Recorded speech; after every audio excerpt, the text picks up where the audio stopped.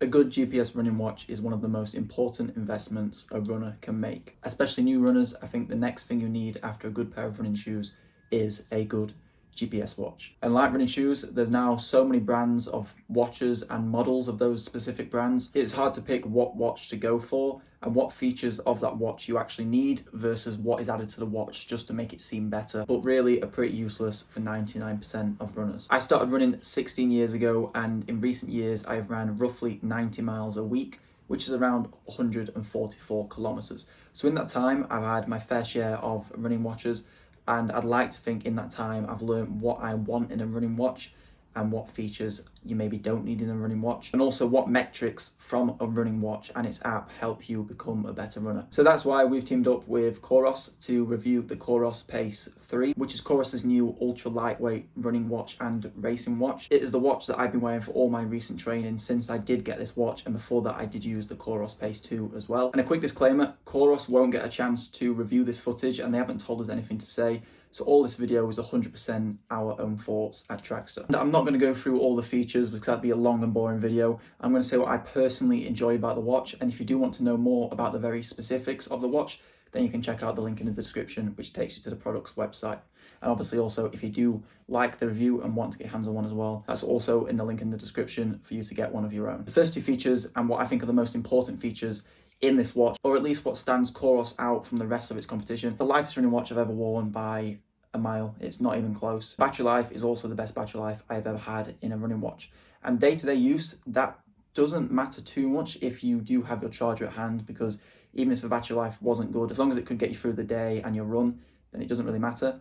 But for extended usage, especially for ultra runners, battery is very important because you want to be using the GPS for hours upon hours on end. And also when you want to have sleep tracking as well and just track your day-to-day life, it would be a pain to keep on putting it on charge every day. For me, Coros sent me this new colorway that I've been using for the last week and I haven't charged it yet. So it does the job perfectly and it's still on 76%. Next important feature for me, and what I think is also a very important one, is the sleep and recovery analysis. And this is for any runner from an amateur all the way up to a professional runner. It is important to track, one, your intensity to make sure you're not going overboard, and two, your sleep/recovery to make sure you're doing enough to recover from that intensity. The recovery score, training status, and training load, all great features for this to track intensity and recovery. But the one I like to use the most is the resting heart rate during the sleep tracking. And that is because with resting heart rate, if it's above the usual range, it kind of gives signs that you're either fatigued or potentially getting ill, which means that you can make adjustments earlier on to prevent that fatigue or illness getting more serious. And that is even before your body can feel it. Your heart rate usually goes up to fight these things before you can feel it in your body. That means you can put steps in place to counter that, hopefully meaning that you won't have a more serious issue a few more days down the line if you weren't tracking your resting heart rate. That is a very important feature. Now onto my dislikes, which there's very few of, and I wouldn't even include this as a dislike if I didn't want to essentially have a dislike for this video, because the watch is that good.